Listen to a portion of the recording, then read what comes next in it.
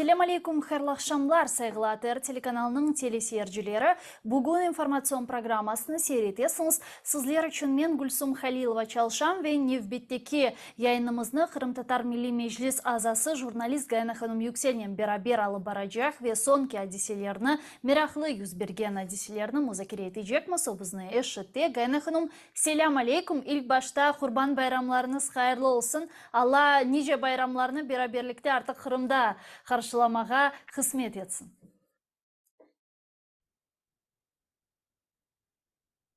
Sağ olunuz Gülsüm Hanım. Aleyküm selam. Sizge de Kurban Bayramı hayırlı olsun. Herkesin bayramı hayırlı olsun. Hakikaten dediğiniz gibi en yakın bayramlar serbest Kırım'da geçirecek. Öyle bir büyük umudumuz var.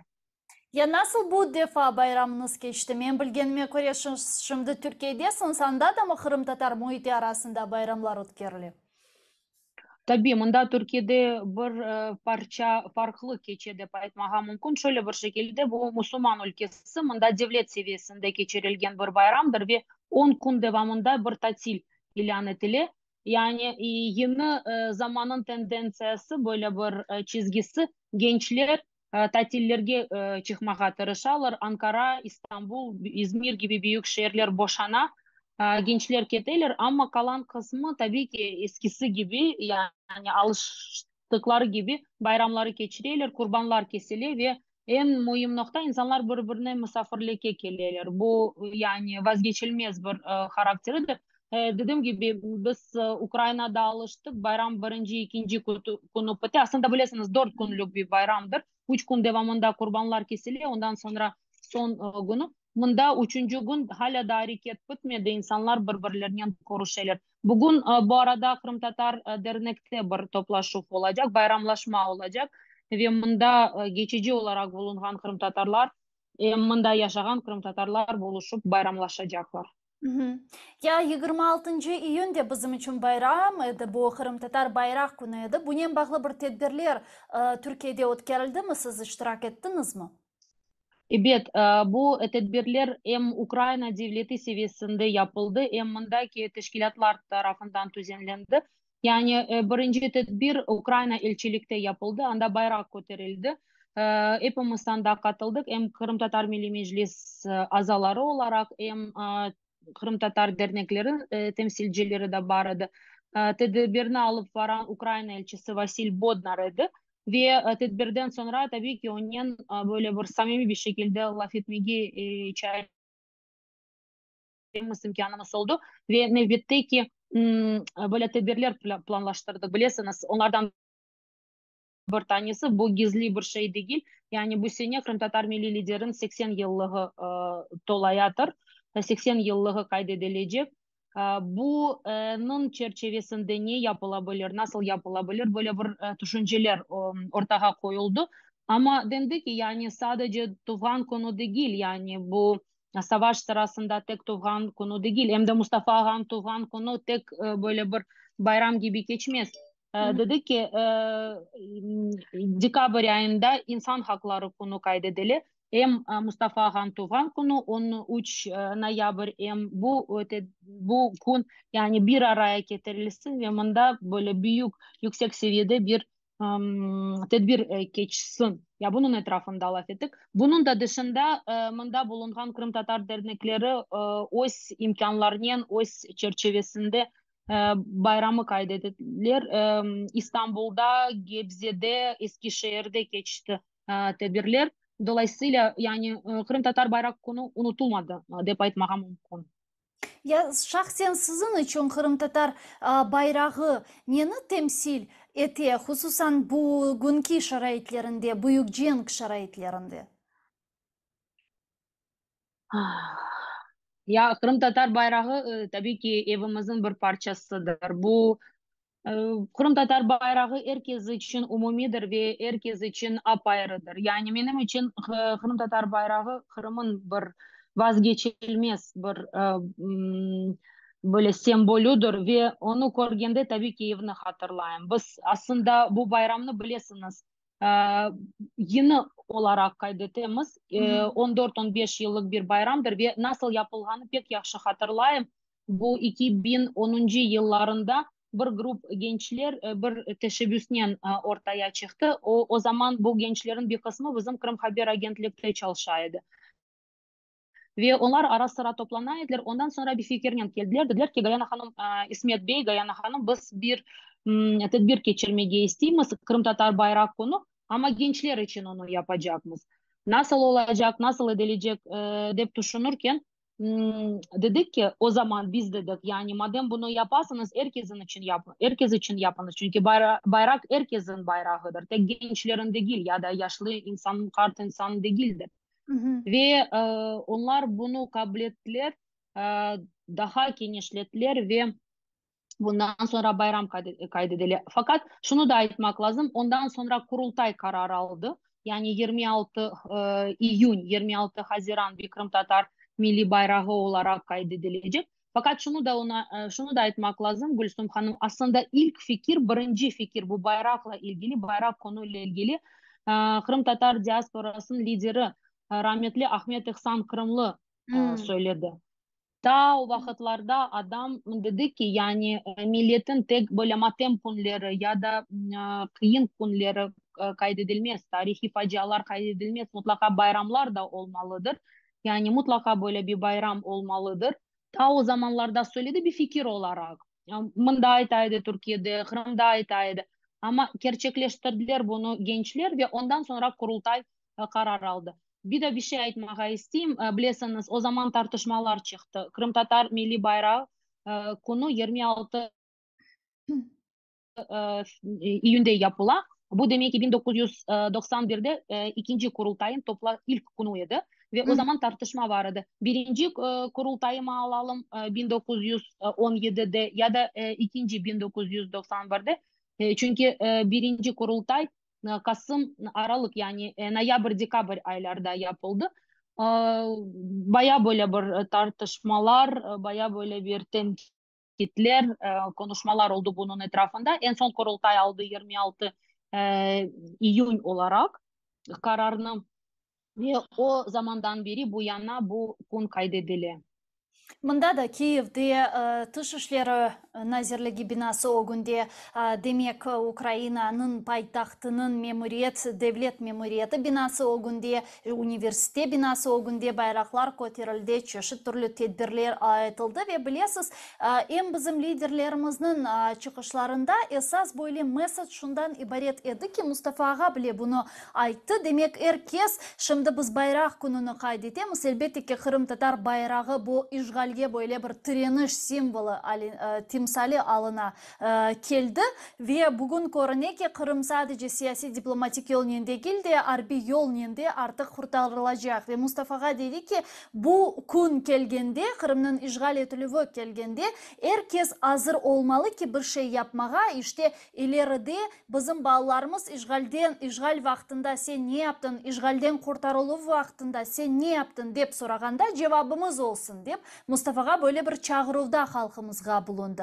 Buna nasıl siz bakasınız buna? Hakikaten Kırım'daki vatandaşlarımızdan, Ukrayna'daki vatandaşlarımızdan, belki de diasporalar arasında bulunan vatandaşlarımızdan, Kırım Tatarlardan hususan hangi bir hareketler beklenir? Yani biz nasıl faydalı olabiliriz? Yani bu savaşta Gülsüm Hanım tabii ki herkes şöyle yaklaşmalıdır. Ben ne yapabilirim? Elimden ne gelir? Menden nasıl bir fayda gelir?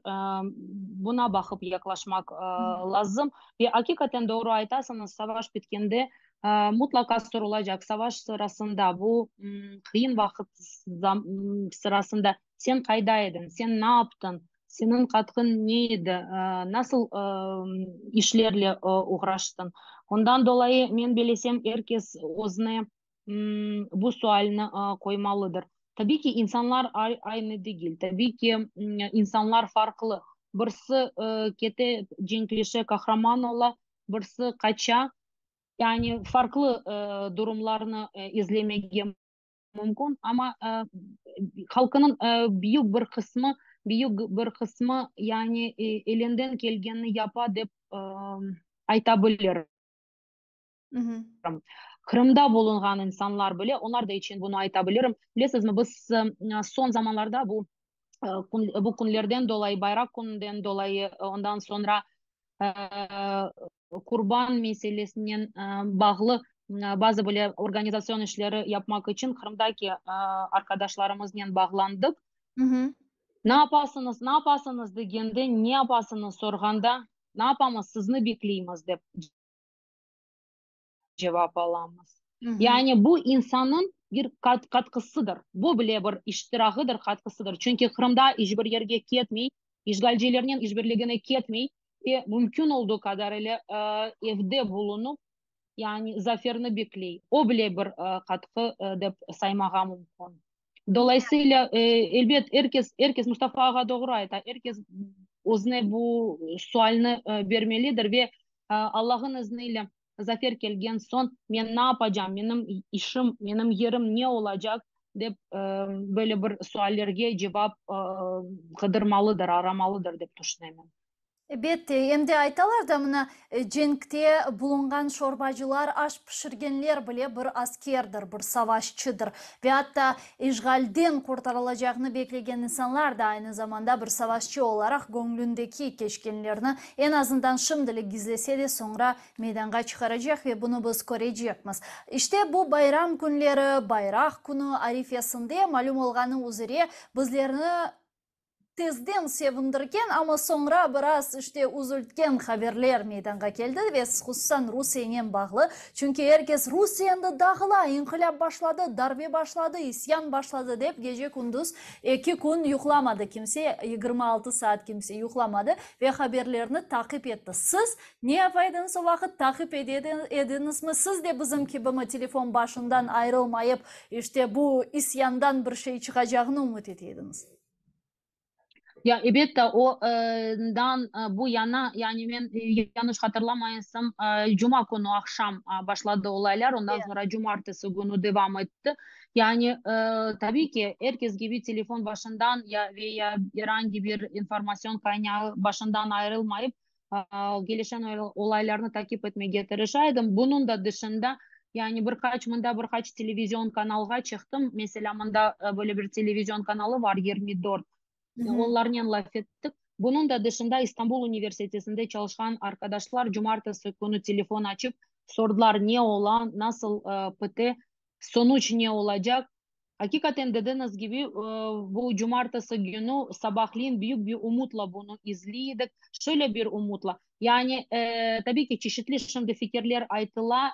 Expert böyle sahası, expert çevresi kritika, tenkit yapıla çünkü fazla beklediler, fazla umut beslediler, e, olaylarını takip edemediler, prognozları yanlış yaptılar vesaire. Fakat şunu aytmağa isteyeyim. Bakınız Kırım çerçevesine alacak olsak Kırım dairesini ve Kırım'dan uğraşan ekspertlerini kimse boşuna böyle nutuklarla ya da lozunglarla çıkmadı. Hani böyle inkılap başladı, değişmeler başladı, Putin'in sonu geldi.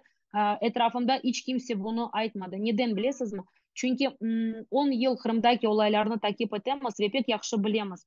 Rusya gibi bir memleket mantık, insaniyet, çeşitli böyle riskler, reputatsiya riskleri veya başka riskleri tarafından ölçülmez. Bu çok mantıksız böyle insanlığına kırmaz hareketlerine sahip olan bir ülkedir. Dolayısıyla şunu aytmağa isteyeyim. Benim çevremde insanlar çok sakin, soğuk kafanın buna baktılar. Tabii ki umutlandık.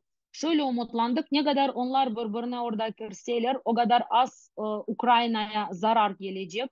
O kadar az insan Ukrayna'ya gelecek ve e, bizim memleketine, bizim ülkeye fayda olacaktır. Ve belki de hakikaten bazı değişmeler olur ve belki de pek büyük umut olmasa da belki de insanlar orada ayaklanır. Fakat dediğim gibi e, az umut sürdü. Yani bunda çeşitli oyunlarını kurup yani Putin'in bir şekilde netice alacağını kurduk ve bir şekilde bu isyanın başkanını izledik. Hı hı. Bunun neticesini da yaşayacağız. Daha her bir şey bitmedi. Yani benim tahminlerim Wagner gibi birimi, askeri birimini yok edecekler.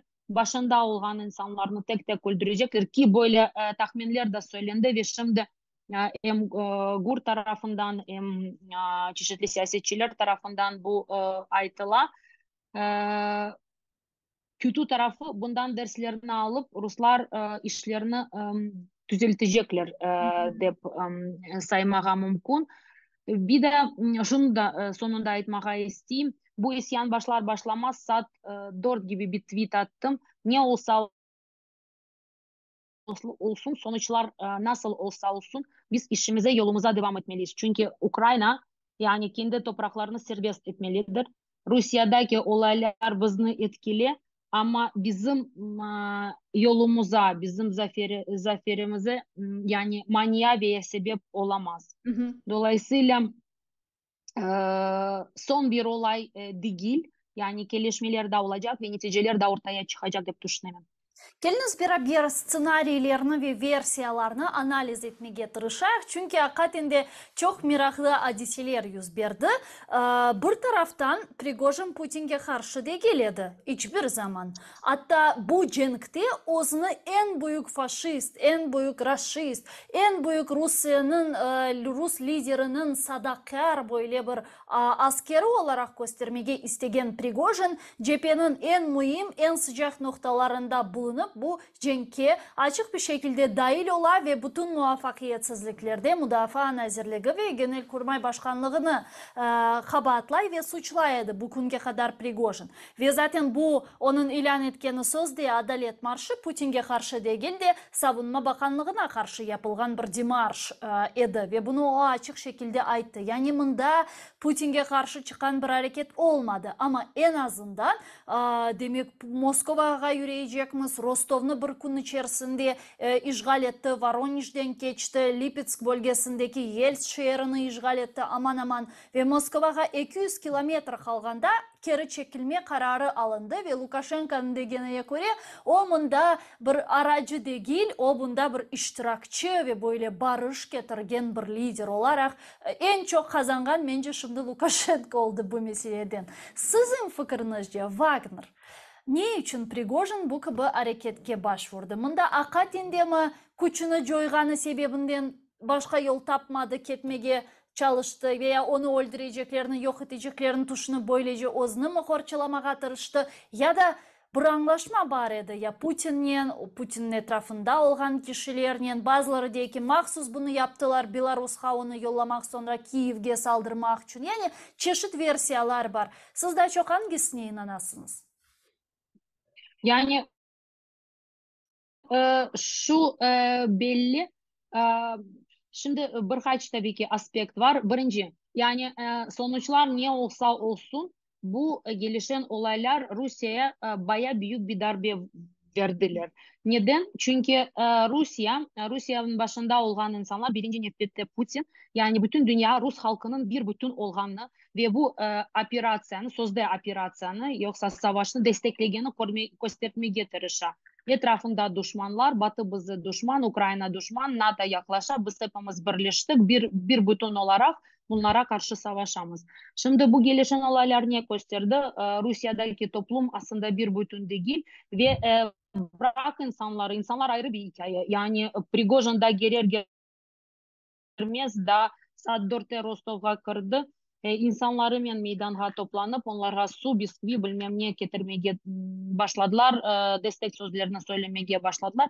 Demek ki insanlara kim olsa olsun Putin denirse yeni bir çara başvuracaklar dep ya da destek verecekler dep aytmak mümkün. Yani Rus toplumu bir bütün değildir. İkinci, bu gelişen olaylar neyini gösterdi? Rusya'nın askeri güçlerin arasında iç savaşı geçiyor. Zaten bu belliydi. FSB bir taraftan, diğer taraftan Savunma Bakanlığı, öbür tarafından GRU gibi bir teşkilatı ve onun da dışında Wagner. Bu olay yani bu hırsların, ambitsiyaların çıkışını bir şekilde gösterdi. Çünkü Wagner biliyorsunuz hem son zamanlarda hem özellikle savaşın ortasında devamlı Rusya hükümetine, Rusya'nın başında Putin'i doğru, Putin'i şahsen değil ama Putin'e de dokunaydı. Şoygu, Gerasimov gibi adamlarını eleştiriydi ve Ozun'un pek ciddi bir savaşçı olganı göstermeye tırışaydı. Bunların arasında iç savaş geçti. Yani борьба Kремl'de paytalar ve hangi güç daha kuvvetli, daha etkinli olacak deyip bakacak olsan onlar tabii ki herkes kendi menfaatine çalışırlar. Wagner yani Prigozhin dediğine göre en etkili oydu. Çünkü o kabinette oturmay. O her gün anda ziyafet, konyak, padarıçkalar, ikra gibi şeylerine yaşadı. O askerlerinin o cephedeydi. Dolayısıyla ve bu demarşnen, bu hareketnen uzun etkili olganını göstermeye tırıştı. Fakat şunu da söylemek lazım. Bazen biz unutamız. Wagner asla ve asla kahraman değil. Ya katilin teksi en acımasız askerlerin temsil eden birimiydi. Dolayısıyla yani dediğim gibi bunlar ne kadar birbirine karşılar, ne kadar birbirine zarar verseler o kadar bize fayda olurdu. Ya mına sizin fikriniz şimdi anlaşılar ki böyle bir söz var ki ne olganını ne olacağından anlayacağımız. Şimdi Prigozhin'e ne olacağından hakikaten ne olganını anlarmız. Ama diğer taraftan deyler ki şimdi Wagner askerlerinin Belarus'ta bulunması gayet tehlikeli. Sizin fikrinizce bu yüz bergen hadiselerde hakikaten de Lukashenko müstakil bir şekilde hareket etti mi ya da sadece Putin'in emirlerini yerine getirdi? Yok, Lukashenko son zamanlarda hiçbir şekilde bağımsız hareket etmiyor. Yani tamamen Putin'in güdümünde olan bir şahıstır. Ve ben bilesem burada iç oyunlarda vardı. Ben bilesem bir şekilde öne sürüklendi. Yani Putin özünü düşürmemek için o büyük da o Cumhurbaşkanı o böyle seviyeye düşmez. Ama bir şekilde laf etmeye gerek ya da kimi sürükledi? Lukashenko sürükledi. Yani kirli işini o yaptı. Putin güya herkesin üstünde, güya Cumhurbaşkanı böyle şeylerge düşmez, alçalmaz ama problemi çözdü deyip aytmağa mümkün. Bir de Wagner'ın Beyaz Rusya'da bulunması ve Ukrayna'ya saldırması son zamanlarda, son yani artık yarım yıl içinde de aytmağa mümkün. Beyaz Rusya'dan saldırma tehlike kala. Yani hiç kimse onu boşuna bırakmıyor. Fakat men bilesem bilesiz mi Gülsüm Hanım, Herson, Zaporojye, Nikolaev gibi olaylardan son bazı dersler alındı ve Ukrayna'nın kuzey kısmı, Beyaz Rusya'da olan kısmı başka türlü bakıla ve her zaman hazırlar oradaki saldırmadan. Dolayısıyla saldırsalar o kadar eskisi gibi o kadar kolay olmaz deyip aytmağa mümkün. Anda sınırda devamlı IPSO yani psikolojik savaşı devam etti. Ukrayna hazırlana pek büyük bir umudum var boşuna değil fakat gördüğüm gibi yani oradaki saldırıyı kimse böyle yani ciddi olacağını şimdilik en azından bakmay bu saldırmaya. Bu meselede sizin %100 razım çünkü herhangi bir anlaşma muhakkak olgandır.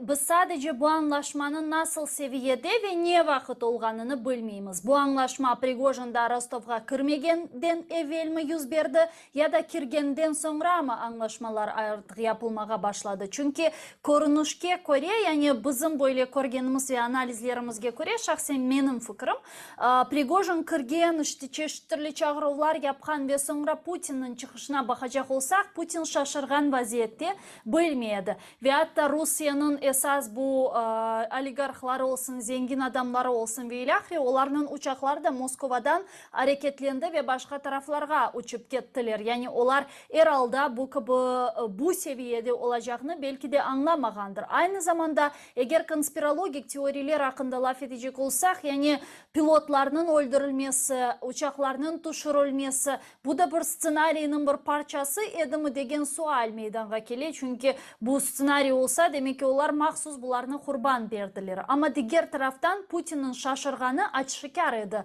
Bir taraftan biz bularını cezalandıracakmız gibi açıklamalar yaptı. Sonra Nevbet'teki kun da Tunyev'in vatan hainleri dep adlandırgan insanlarını bugün onlarga teşekkür bildirdi.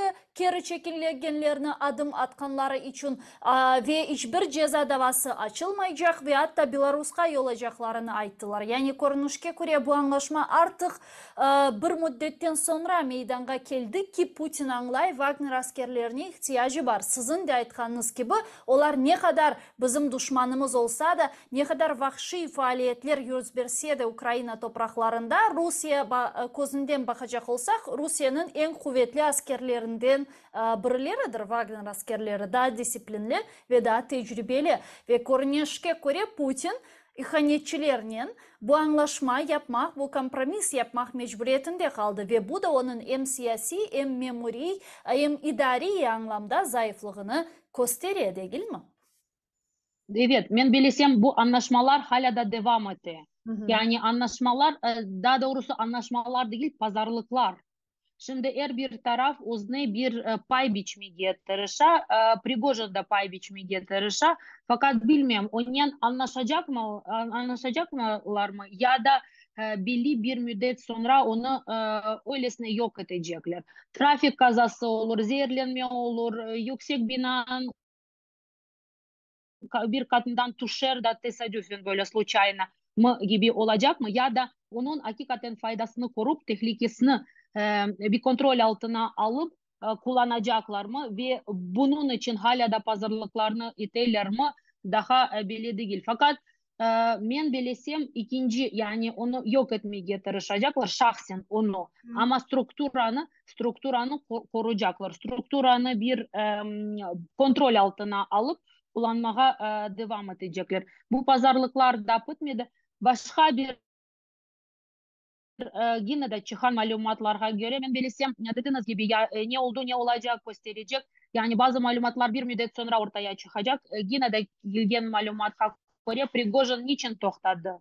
Yani aslında bakarsın Rostov'a kırdı. Rostov Moskva arasında 1500 kilometre yaklaşık. Yani ve kolay bir şekilde geçti. Kimse onu toxtatmadı, kimse ona manya olmadı. Bu nasıl bir şey? Madem bu insanı ihanetçi olarak ilan edildi sabahtan, neden onu toxtatmalar? Bunda çıkan malumata göre Prigojin toxtadı çünkü onun yanında olan insanların ailelerine rehine olarak, zaложник olarak aldılar ve onlarla tehdit ettiler. Dolayısıyla o toxtamak ve kayıtmak zorunda kaldı. O da ayrı bir sual. Bilmiyorum bunun gibi insanlar sonuçta hepsi katiller, hapiste oturan cinayetçiler, tecavüzcüler, böyle ömür boyu ya da birkaç yıl ağır hapis muhabbet cezasını alan insanlar. Yani bu insanlar ne kadar öz ailelerine bağlı ve sadıklar o da ayrı bir hikaye. Fakat çıkan malumata göre yani sebeplerden birisi bu aileler dep aytıla. Ama dediğim gibi bunun zaten biliyorsunuz mu şöyle bir durum. Herkes sorar ne oldu? Yani ne oldu? Neyle bitti? Daha ağır bir hikaye var Türkçe. Bunda canlı yayında aytmayayım. Biz bunları niye yedik de vakit yok şimdi anlatmaya. Ama sonunda ne oldu kimse anlamıyor. Demek ki iç anlaşmalar ya ortaya çıkacak ya da hala da devam ediyor. Ya siz meşhur jurnalistlerimizden biri ve bu meselede birçok Sağ olun. tetkikatlar yapan insan olarak aslında informasyon cihetten Rus propagandacılarını, Ukrayna jurnalistlerinin yapan işlerini, Türkiye'de bunu takip etken jurnalistlerinin faaliyetini nasıl kıymet kestiniz? Buna farklılıklar var mı? Rus medyası, Ukrayna medyası, Türk medyası? Bilesiniz mi?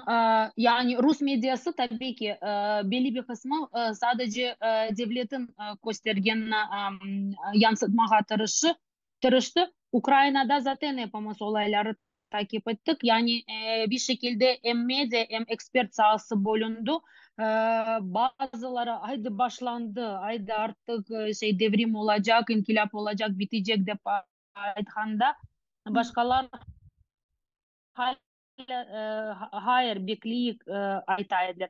Türkiye'de bu olay çok sıkı bir şekilde takip edildi. Hı hı. Yani Cuma günden akşamdan beri Cumartesi günü bütün kanallarda istisnasız bütün kanallarda bu olaylarla bağlı şeyler çıktı. Özel programalar anda hem akademisyen hem ekspertler davet edildi. Ben herkesin %100 pek doğru aytkanını söylemiyorum. Mesela bir akademisyen çıktı sabah saat 9'larda dedi ki Rusya'da inkılap başladı. Bir doçent. Öyle değil yani buna aytmağa doğru değil. Ama bütün gün devamında bunu laf ettiler. Ve bunda şöyle bir tendensiya var. Bunda bilirsiniz ciddi bir şekilde Rusya'dan para algan ve bunda faaliyet göstergen ve afsus ki büyük kanallarda, büyük medyada çalışan akademisyen ekspertler ve jurnalistler var. Hı hı. Onlar çıkıp devamlı bir şekilde tek bu olayın değil yani umumi olarak Rusya'nı korçalaylar, savunalar, pozitif tarafından kıymet kesmeye tırışırlar. Yani alacak isimlerini söyleyecek olsam mesela CNN Türk gibi kanalı veya başka kanalda şekilde tek Rusya tutkan ekspertler çıkar. Bana kalırsa bunda en dengeli ve en derin bir şekilde haberlerini veren ve hakikaten durumu bilgen NTV kanalı. Çünkü onun başında olan birkaç gazeteci hem Kırım'a, Ukrayna'ya savaştan, işgalden önce geldiler. Hem şimdi durumu sıkı takip ederler. Hem de dengeli bir şekilde vermeye tırışarlar haberleri. Sabahleyin onlar olayları anlataydılar. Akşam onlar olaylara kıymet keseydiler. Kıymetlerden birisi en mühim olan yani Putin'in dünyada imajı sarsıldı. Putin hakikaten ya bu kadar güçlü özünü gösterip bu olaylardan dolayı yüzünü düşürdü. Dep aytmağa mümkün. Hı hı. Yani bu kanalda bunu duydum. Başka kanallarda tabii ki ne kadar kıymetler tabii ki ben bütün kanallarını herkesini izleyemedim. Benim takip ettiğim 5-6 kanal var. Yani dediğim gibi birkaç tanesi de böyle aşırı Rusçular çıkarlar ve onların ekspertizeye hiç işanmayım. Hı hı. Ama sabahtan akşama takip ettiler. Ne olacağına kıymet kesmeye tırıştılar ve mümkün olduğu kadarıyla durumu değerlendirmeye, duruma kıymet kesmeye keseydiler, isteydiler bunu Я yapmağa. мына малюм олғаны үзіре Русия өзінің пропагандасына қатенде çok sayıda para masraf ете ve jurnalistlerin satın ala, sözde analitiklerin satın ala ve ile ahire. Ya Ukrayna'nı müdafaa etken, Ukrayna'nın pozisyonundan bu telekanallarda anlatkan insanlar var mı? Ukraynlılar mı veya bilmeyeyim ekspertler mi ve ile ahire? Bilesiniz mi Gülsüm Hanım? Yani maalesef şöyle bir durum var. Bunda aslında medya sistemi bir parça bir şekilde Ukrayna'daki medya sistemi benzer. Nasıl oligarşi sistemi vardır. Nasıl Ukrayna'da bütün kanallar özel ve oligarşi çevrelere aittir. Bunda da bazı böyle finans belki oligark olarak bir insan çıkmaz ama finans grupları var ve onlara televizyon aittir. Tek farkı bizim suspilne yani sistem nasıl olur? Bir oligarşi sistemi özel olur. Bir de devlet olur. Hı Devlet hı. denge sağlar. Doğru mu? Biz oligarşiye gitmesek biz devlete gideriz ve devlet bize imkanlarını verir. Ukrayna'da bu devlet sistemi suspilne telebachення yeni adımlar attı. Bunda daha güçlü. TRT eğer alacak alsan dünya çapında bilinen televizyon kanalı 6 tane televizyon kanalı var. TRT Avaz bütün Türk dünyasına gösteren Ukrayna'da dünyada 150 milyonluk auditoriyada bunda 80 milyonluk ayrı radyo var, ayrı internet sayfalar var vesaire. Devlet bunda daha güçlüdür. Fakat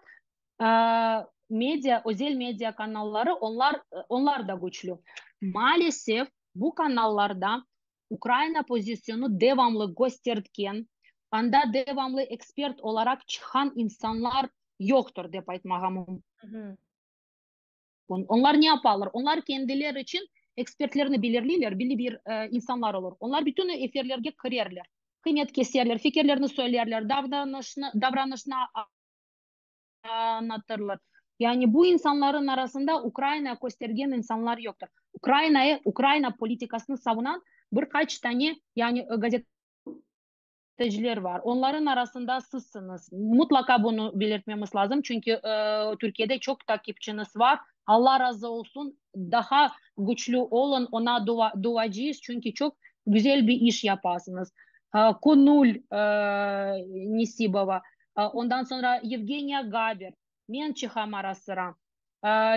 Hakan Kırımlı, Zafer Karatay. Herkes anlatan. Ayrı bir medya figürü Ukrayna elçisi Vasil Bodnar. Onu davet etseler o bütün yerlerde hiç kimse yok değil mi? Akademisyenlerin arasında, gazetecilerin arasında yer ala ve anlata durumu. Fakat dediğim gibi yani devamlı çıkıp anlatan afsus ki yoktur. Yani bunun sebebini de bilin. Bunun sebebi tek para değil. Para da çok önemli. Ama bunun sebebi yani devamlı böyle bir strateji olmalıdır diye düşünüyorum. Şunu izleyeyim. Hakikaten üzüleyim de aytmağa, nervalanam, açılanam da aytmağa de mümkün. Çünkü birkaç isim var, derin Rusçular. Bunun da dışında siz bilirsiniz, bunda Sputnik çalışan. İyi. Hı hı. Sputnik Rus parasının faaliyetini göstergen bir medya ve anda oturan çalışan Türkler. Dilini bilirler, buradaki adetlerini, yaşayışını bilirler, buradaki insanlara onların anlattıkları dilde anlatarlar. Dolayısıyla yani durum şu anda budur. Yani bunu mutlaka anlamamız, bilmemiz lazım ve ona göre hareket etmemiz lazım. Bir de bilesiz, mında da diğer problem de var ve diğer problem şundan ibaret: sadece özel medyalar, özel işte ve onlar Rusya'nın parasıyla çalışan medyalar hakkında söz ketmedi. Aynı zamanda Türkiye devletinin politikası hakkında da söz ketmedi. Misal olarak bir analist olur, işte Ukrayna'nı destekler ama aynı zamanda Erdoğan misal olarak Putin'e telefon açar, bu darbede Putin'i destekler ve elbette ki bazı bir analistler karşı buna çıkmazlar. Onlar da bir taraftan özünün devletini ve devletinin politikasını, siyasetini destekler ama aynı zamanda Ukrayna'nın da desteklerler ve onlar da bu dengeli bir şekilde anlatmak mecburiyetinde, zaruriyetinde kalırlar ki buna Ukrayna'nın tarafını tutkanlarının çoğusu devlet politikası, yani bu dengeli politika, teng politikaga da destek bergen insanlar olganları sebebinden onlar da açık bir şekilde yok Putin diktatör, yok Putin otoriter bir lider ve ilahri aytıp bulamıyorlar. Çünkü onlar da bağlılar, onlar da siyasetin tesiri altında kalırlar ve devlet misal olarak kanallarını, bu denge yaratkan devlet kanallarını bile göz önüne alacak olsak, devlet kanalları devlet siyasetini destekliyor. Tabii ki Erdoğan Putin'e telefon açar, biz senin yanınızdamız, işte darbe ve ilahriminde destekini gösteriyor ve elbette ki müstakil olgan analistler bile bu siyasetini göz önünde tutar elbette. Nasıl düşünüyorsun? Bilesiz, bunda derin bir mesele aslında. Tabii ki biz Ukrayna vatandaşları olarak Türkiye'den aynı Ukrayna gibi pozisyonu bekliyoruz. Yani biz bakıp Türkiye, biz nasıl davranamız, nasıl yaklaşamız ki biz haklı olan tarafız, değil mi? Haksızlığı yaşayan, korgen insan olarak biz Türkiye'den de bunu bekliyoruz. Fakat bu yaklaşım pek doğru değil. Neden? Ben size anlatayım. Çünkü Türkiye tabii ki ayrı bir ülke. Bunu yani kabul etmemiz lazım ve her bir ülke özünü düşünür. Türkiye uzun bir süre doğu tarafında ciddi problemleri yaşıyor. Bu iç savaşı, sivil savaşı derseniz, гражданская война mı dersiniz, terörizm eylemi dersiniz. Yani bu artık 20-25 yıllık bir olaydır. Çeşitli birimler, PKK, YPG gibi birimler destruktif faaliyetlerini gösterirler. Daha doğrusu terörizm saçarlar. Bunun gibi güçler nereden imkanlarını alırlar? Nereden silah alırlar? Nereden para alırlar? Nereden güç taparlar? Kim onlarını destekliyor degende Türkiye'nin çok böyle net bir cevabı var. Bunu Batı dünyası ve Amerika destekliyor ve delillerini, kanıtlarını da gösteriyorlar. Bunu ispatlayırlar. Dolayısıyla onlar bakarlar bizge kim bu Ukrayna? Aha Ukrayna. Rusya beremez. Rusya bizim gibi büyük imparatorluk. Karşı savaşan kimdir? Ukrayna. Ukrayna küçük. Nasıl da dayanan, nasıl derine, kim arkasında var? Amerika var. Amerika bizim teröristlerge, bize karşı savaşan teröristlerge silah veriyor, onlara destek veriyor. Demek ki Ukrayna öyle de değil. Yani bu yaklaşım vardır. Ve defalarca konferanslara katıldım, canlı yayınlara katıldım. İnsanlar bu bakışından Ukrayna'daki duruma yaklaşıyorlar. Doğru mu? Doğru değil. Kesinlikle doğru değil. İnsanlara izah edesin. Ukrayna ayrı bir ülke, ayrı bir bağımsız ülke. Yani haksızlığını yaşayan bir ülkedir. Haksız Rusya'dır. Ve eğer Amerika'dan ki Budapeşt Memorandum'dan başlayasın. Amerika o zaman garantörü de aynı tıpkı Rusya gibi. Rusya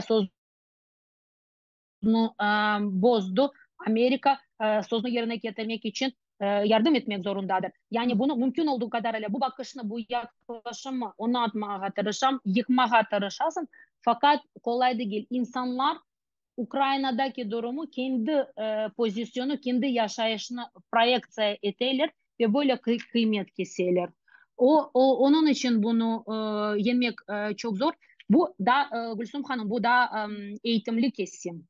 Bunun da dışında eğitim görmeyen, yani bu olaylardan uzak duran insanlar. Ben size örnek vereyim. Dün bir insanla laf ettiğimiz, konuştuğumuz adam dedi ki Putin haklı. Neden haklı? Putin defalarca dedi NATO benim sınırıma yaklaşmaz. Niye yaklaşarlar? Adam gibi adam, cesur bir adam. Yani böyle bunun gibi de bir yaklaşımı var. Düşünebilirsiniz mi?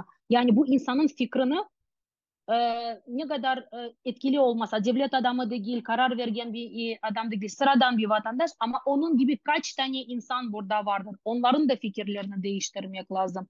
Dolayısıyla yani bunda çok ciddi bir medya, informasyon, böyle isterseniz expert çalışması olmalıdır. Ben savaşın başında biliyorsunuz son kez saylavlarda 3 tane aday vardı.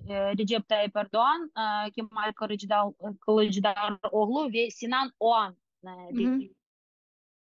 diyen bir şahıs. Da dördüncü vardı, ondan sonra o çekildi. Sinan Oğan çok güzel bir, ilginç bir fikir söyledi. Dedi ki Ukrayna Savaşı'nda Ukrayna medya savaşını kazanıyor. Çünkü Ukrayna gibi bir ülke, Rusya gibi büyük olmayan, bu kadar güce sahip olmayan kendi düşüncesini, kendi pozisyonu bütün dünyaya yaydı, anlattı. Avrupa'ya, Amerika'ya, Kanada'ya ve onlar onu destekliyorlar. Nasıl bunu yaptı? Anlattı onun haklı olduğunu. Demek ki biz yani anlattı. Dedi ya birinci şeyden başlamak lazım. Ukrayna Cumhurbaşkanı medyatik bir adam. Çıkıp konuşmayabilir, etkilemeyebilir. Yani sahne geçmişi var, onu kullanıyor. Dolayısıyla benim demek istedim. Demek ki biz beceremiz. Demek ki beceremiz. Demek ki bunda da bu bir değerlendirme. İkinci değerlendirme yani Ukrayna gibi bir insanlar, gibi bir ülke vardır. Helal olsun. İspatlayla rozna de paytalı. Ya demek ki biz özümüzü anlatamız. Ama nasıl biz çalışmalarını güçlendireceğimiz onu düşünmemiz lazım. Ya mına nasıl düşünüyorsunuz? Aklınızda mı yani cenk başlagаны vakit Ukrayna prezidenti bu anlatmak için yukarıda aytıp geçkeniz ile anlatmak için çeşit türlü ülkelerinin parlamentolarında çıkışlar yapaydı. Ama çıkış yapmaganı bu sivilizasyonu mir dep aytamız da bu dünyanın bir timsali, bir parçası olan Türkiye'nin parlamentosunda, Milli Meclisi'nde Zelenskiy çıkış yapmadı. Türkiye'nin üniversitelerinde, misal olarak Avrupa ülkelerinde olğan gibi böyle çıkışlar yapmadı ve hatta Türkiye'ye ziyaret gerçekleştirmedi benim bilgenime göre. Bu cenk, büyük cenk başlagandan sebep. Sizin fikrinizce ne için? Bundaki insanların dediğine göre Türkiye Ukrayna-Rusya savaşında dengeli politikasını korumak zorundalar. Yani kime soracaksan yani dengeli politikasını korumak zorundayız. Çünkü eğer biz apaçık bir şekilde bir taraf tutsak biz yani tehlike altında olan bir ülkeyiz. biz savaş ne olacağını bilgen bir ülkeyiz ve Rusya gibi ülkeyi apaçık bir şekilde kendi karşımıza almamalıyız. Ya buradaki insanların düşüncesi budur. Bu düşünceye dayanarak ve bunun da dışında ben sizge şunu söylemek isteyeyim Gülsüm Hanım. Yani benim bu şahsi böyle algım yani sempatiliği, yürekleri Ukrayna'nın yanında. Hı hı. Çünkü bunlar buradaki hükümet, buradaki alıp varıcılar, onlar ne olduğunu pek yaxşı anlayırlar. Bakınız, Türkiye Cumhurbaşkanlığı, Dışişleri Bakanlığı, İçişleri Bakanlığı, Türkiye İstihbaratı, Türkiye Ordusu son derece gelişen olaylara sahipler. Yani dangır dungır değil. Onlar ne olduğunu pek yaxşı bilirler. Ama açık bir şekilde çıkıp biz Ukrayna'yı destekliyoruz. Onu yapmaylar. Neden? Çünkü kendi ülkenin içindeki durumu düşünmek zorundalar. Bu durum, bu vaziyet bütün toplumu etkiliyor. Yani sonuçta üniversiteler veya expert topluluklar onlar bu ülkenin bir parçasıdır. Üniversiteler de mümkün olduğu kadarıyla güya dengeyi korumaya çalışıyorlar. Ben buraya gelir gelmez belki 10'a kadar üniversiteye çıktım. Hı. Bazı üniversitelerde çok sıcak karşılarlar. Bazı üniversitelerde benim anlattıklarım olup bitenler. Benim anlattıklarımı pek siyasi gördüler. Halbuki ben Radikal siyasi siyasi. konuşma yani ben siyasi konuşmaları yapmayıp olup bitenleri, insanların yaşayışı, gelişen vakalarını anlatmaya tırıştım. Onu bile siyasi buldular. Dolayısıyla bu umumi siyasi pozisyası bütün toplumu etkili ve bütün topluma yansıtma veri.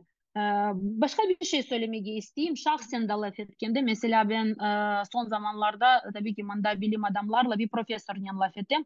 Yani Ukrayna'daki durumu anlatam. O her şey razı ola. Ondan sonra diyor bana evet haklısınız fakat diyor Zelenski ciddi bir devlet adamın imajını vergen bir cumhurbaşkanı değildir. Aha. Yani ben dedim hocam ben anlamadım. Ya size vermiyor. Belki de Ukraynalılara veriyor. Avrupa'ya veriyor. Amerika'da, Kanada'da bize destek veren güçlere veriyor. O ne demektir şimdi? Ya demek istedim adam biliyor musunuz? Yani ılımlı baka ama yine de bir şey bulacağım. Yani bir sebep bulacağım yok etmek için, yok söylemek için. Yine de bunu kullanma. Dolayısıyla yani bunda ben şahsen Ukrayna'nın daha çok medya işleri için daha çok imkanlar, daha sistematik çalışmalar olsun da pek isteyeyim. Yani mesela bu iş başında elçilik olabilir. Hı hı. Elçilik olabilir diye düşünüyorum. Buna iç imkanları, dış imkanları bulup anlatmak lazım. Hiçbir çalışma nafile değil. Seninle razı bile olmasalar senin var olganını, bu düşünce olganını duysunlar ve bilsinler Мына деп не айтмаған yazık ki mümkün. bu iki taraflı bir problema Gayna hanım bilesiniz mi? Çünkü misal olarak hakikaten Rusya'nın kıyaslanğanı vakit Türkiye'de Ukrayna'nın kuçu, medya kuçu, bu kontrpropaganda kuçu o kadar yaxşı değil. O kadar Rusya'nın gibi ne için bir taraftan para meselesi de var elbette ki ama herhalde biz Rusya'nın kıyaslanğanı vakit Türkiye'de o kadar ne yazık ki kuçu değilmiz medya alanında. Avrupa'da farklı, Avrupa'da ve Garbi ülkelerde daha çok güçlüyüz. Ama Ukrayna'da da Türkiye mında medya anlamında pek güçlü değil deyip aytsak o da yalan olmaz. Çünkü Ukrayna'da da yeterli bir şekilde Türkiye'nin araştırma merkezleri misal olarak yoktur. Mında Türkçe bilgen, Türkiye'ni araştırgan, Türkçe laf etken ekspertler, analitikler çok sayıda değil. Men parmaklarda saymağa mümkün. Yevgenya Gaber var ve Kırım Tatarlar var. Türkçe Kırım Tatarca ve Türkçe bilgen Kırım Tatarlar. Başka ekspertlerini alacak olsak kim Türkçe laf etiyor, kim Türkiye hakkında laf etiyor, onlar Türkçe bilmeyler. Onlar da çeviriler kullanıyorlar. Onlar da işte Google переводчик kullanıyorlar ve başka bir menbaalarını kullanıp analizlerini gerçekleştiriyorlar. Çünkü Ukrayna'da da Türkiye'nin Onun bütün bu inceliklerinin, hususiyetlerinin anlatacak yeterli şekilde analitikler ve ekspertler yoktur. Aynı şekilde de Türkiye'de olganı ki işte bu meselede hakikaten de yapılması gerek olan çok şeyler var. Ve benim fikrimce Kırım Tatarlar mında hem Ukrayna vatandaşları olarak hem Kırım Tatar ve Türk tillerini bilgen, en azından anlayan bir vatandaşlar olarak, Ukrayna içerisinde bir halk olarak, bu siyasi büyük milletinin bir parçası olarak bu seviyeni, bu sahanı başlar Kırım Tatarlar alabilir ve Kırım Tatarlar bu vazifeni de aynı zamanda üstlenebilirler ve gerçekleştirebilirler. Nasıl düşünüyorsunuz? Bu mümkün mü? Doğru. Doğru aytasınız. Bunun sebebi Ukrayna'da da Türkiye. Biz ne bekliyoruz da biz ne yaptık? Doğru mu? Ukrayna'da da Türkiye çok popüler değil. Bunun sebebi ne biliyor musunuz? Birinci, bizim Ukrayna'daki toplum daha çok nasıl batıya bakan, Avrupa'ya ve Amerika'ya bakan, yani Европейско спрямованные, Amerikan'a спрямованные, değil mi? Böyle oraya bakan bir toplumdur. Bu bir. İkinci, Türkiye Ukrayna'da prestijli ülkelerin arasında yer almay. Yani Türkiye böyle bir çok yaşamak istedim de, örnek almak istedim de ülke olarak görmeler. Ve üçüncü, o da tartışılacak bir nokta. Türkiye'nin dış imajı insan hakları bakımından, siyasi sistemi bakımından çok eleştiriliyor ve çok çoktur. Yani çünkü bunda insan hakları çiğneniyor, ondan sonra siyasi sistemi ideal değil. Özellikle başbakan gibi bir koltuğun yok edilmesi dışarıda eleştirildi ve hala da eleştiriliyor. Ve o reytingde Türkiye düşük seviyesinde tura. Ve bizim Ukrayna'daki gazeteciler, toplum Türkiye'de olaylara Avrupa gözünden bakmaya tırışırlar. Yani 2016'da 15 Eylül 15 Temmuz olayları alsanız, yani bu hakikaten bir devrim idi, bir inkılap idi, iç isyan idi. İnsanlar çıktı, insanlar sokağa çıktı. O tankların arasına yatan insanlar idi. Yani bir şekilde bu aynı meydan gibi. Meydanda da insanlar çıktı, burada da insanlar çıktı. Meydanı yaşayan insanlar bunu kabul etmiyorlar. Hayır değiller. Bu Erdoğan'ın oyunuydu. O özellikle bunu yaptı çünkü başbakanı yok etmek istedi. Ve bunu söyleyen bazıları bizim Kırım Tatar gazetecileri de var. Yani bu onlara bile anlatamazsın. Başkalara nasıl anlatacaksın? Dolayısıyla bütün bu duvarları, mental duvarlarını yıkmak lazım ve yani işlerimize devam edeceğiz. Evet. Başka çare yoktur. Başka çare yok. Yoktur. Aynı zamanda da böyle bir şey de var. Ukrayna hakkında, Ukrayna içerisinde demek yapılganlar hakkında laf edecek olsak, bunda misal olarak jurnalistler bu inceliklerini, ekspertler Türkiye mentalitesini, demek onların kulturasını, bu urf adetlerini, akıllını, kafalarını anlamıyorlar. Biraz başka olganı sebebinden. Ve ben bilesiniz ne düşünüyorum? Ukrayna aslında yeterli şekilde, bunda Ukrayna'nın da kabahati var. Bugün artık herkesini tenkit ettik. Sizden artık Ukrayna'nı da tenkit ettik biraz. Ukrayna'nın kabahati var ne diye? Kırım Tatarlar gibi elinde bir resurs olganı vakit onu yeterince kullanıp olamay. Kırım Tatarlar gibi bir kozir elinde olganı vakit Kırım Tatarların da kullanıp ne yazık ki olamay. Belki de bizde tehlike bir vakitte tehlike koruyediler. Belki de bu tehlike kalıntılara bile kalgandır. Çünkü Kırım Tatarlar Ukrayna devletinin vatandaşları bir. Ukrayna'nı destekley iki. Aynı zamanda bir Türk milletlerinin bir parçası olan Kırım Tatar halkı yaxşı Türkiye tillerini bile, bu mentaliteni yaxşı bile, hem Ukrayna mentalitesini hem Avrupa mentalitesini yaxşı bile, çünkü onda yakın yaşay. Hem de orf adetler tarafından Türkiye milletlerinin mentalitesini yaxşı bile. Bir de bu Müslüman bir halk ve Müslüman mentalitesini de yaxşı bile. Ve misal olarak Ukrayna özünün münasebetlerini Türkiye'nin Müslüman devletlerinin, Türkiye devletlerinin pekleştirmeye, yaxşılaştırmaya, iyileştirmeye istese, Kırım Tatarlarının bunun için kullanabilir. Elçi olarak olarak veya diplomatik bu takımlarga Kırım Tatarların dahil ete bile. Türkiye devletlerge Kırım Tatar diplomatlarını yollay bile. Müslüman devletlerine bilmeyim hiç alkol içmegen, kullanmagan veya bilmeyim oraza tutkan, dini ve ilahiri olgan insanlarını yollay bile. Bu da münasebetlerini iyileştirebilecek bir faktörlerden biridir. Ama benim fikrimce yeterince Ukrayna bu resursunu şimdilik ne yazık ki kullanıp olamay. Siz nasıl düşünüyorsunuz?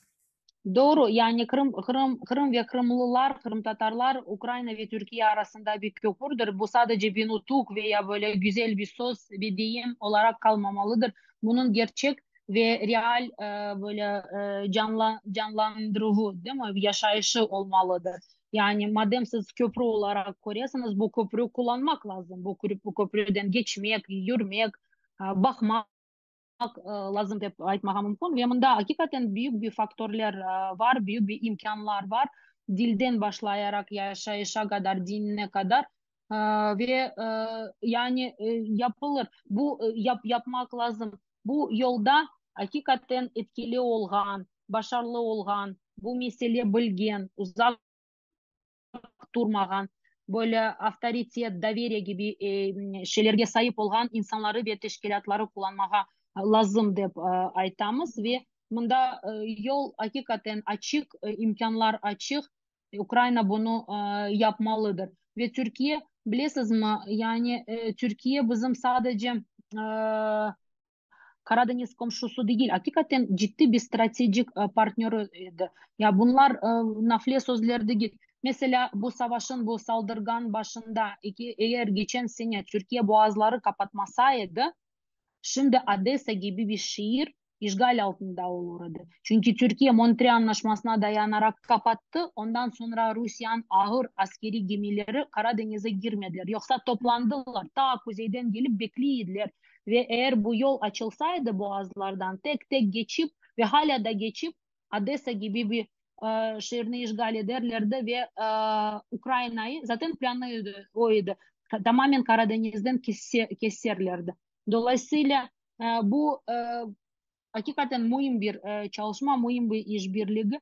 Bunda her türlü imkanlarını kullanmak lazım ve bilmiyorum yani mümkün olduğu kadarıyla bunu anlatmak lazım ve canlandırmak lazım diye düşünüyorum. Bir de daha bir mühim bir mesele var. Bu da Türkiye'nin aslında bir taraftan ilgilendireyim, meraklandıra. Çünkü biliyorsunuz Ukrayna İstihbarat Merkezi'nin bildirgenine göre Rusya şimdi Ukrayna'nın müzakerelerge zorlamak ve böyle şantaj vasıtasıyla müzakerelerge zorlamak için Zaporojye nükleer elektrik stansiyasını mayınladı ve aynı zamanda Kırım'ın Ermeni Bazar rayonunda yerleşken Titan zavoduna da mayınlar töşegenine dair haberler beri Ukrayna istihbarat hizmeti ve eğer ki misal olarak Zaporojye nükleer santralinde bir böyle bir patlama gerçekleşse bu zehirler havaga götürülecek ve bulutlardan çeşitli başka taraflarga rüzgar ne yerge esse oraga ketecektir. Aynı zamanda Kırım'da 200 ton ibaret olgan ammiaknen bu kimyasal zavodda patlatılsa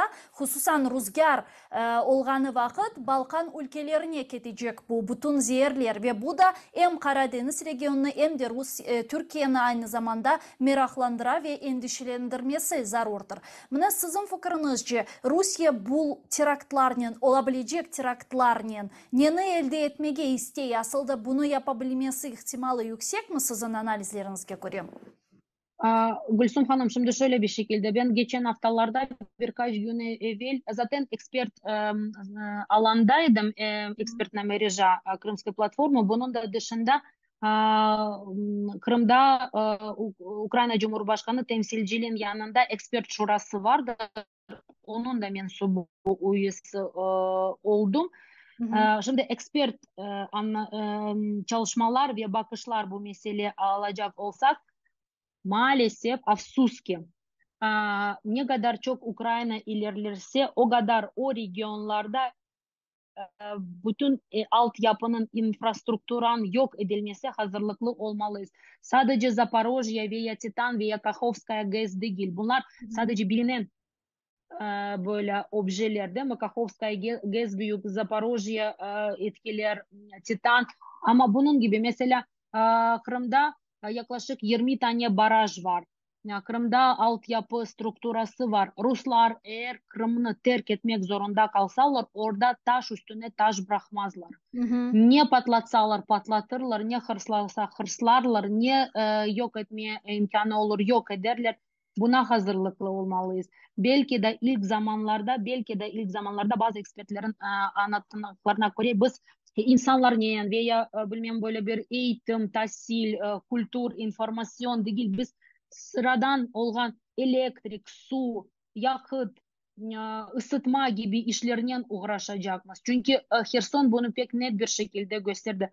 Dolayısıyla sizin suallerge kaytmağa isteyeyim. Afsus ki Zaporojye ve Titan gibi bir objelerin patlaması pek gerçek olan bir şeydir. Mümkün olduğu kadarıyla Ukrayna ordusunu toxtatmağa istiyorlar ve bunda hiç ahlakı olmayan bir şekilde davranırlar. Çünkü sıra dışı, insani dışı bir hareketler ama biz buna hazırlıklı olmalıyız. Ne zaman Kırım Köprüsü'nü patlatırlar, o zaman bunu yok etmeye devam edecekler. Başlayacaklar deyip aytmayayım. Kırım Köprüsü'nü patlatsalar demek ki kaçmağa yerleri kalmayacak. Onun öncesinde de yok etmeye tırışacaklar. Buna hazırlıklı olmalıyız.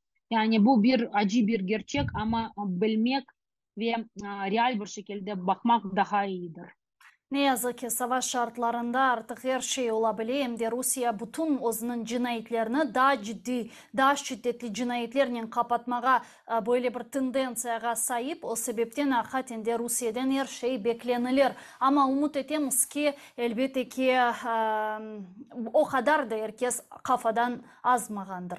Büyük teşekkürler. Çok sağ olunuz Gayna Hanım. Sağ olunuz. Koşulganınız, böyle meraklı sübet bizden alıp barganız, suallerimizge cevap bergeniz için. İnşallah növbeteki yayınlarımızda görüşmek üzere. Sağ olunuz. Sağ olunuz. Milli Meclis azası jurnalist Gayna Yüksel bizle canlı bağdaydı. Saygılar arkadaşlar, ATR telekanalının ekranları başından ayrılmanız. Eyliklerde görüşkence.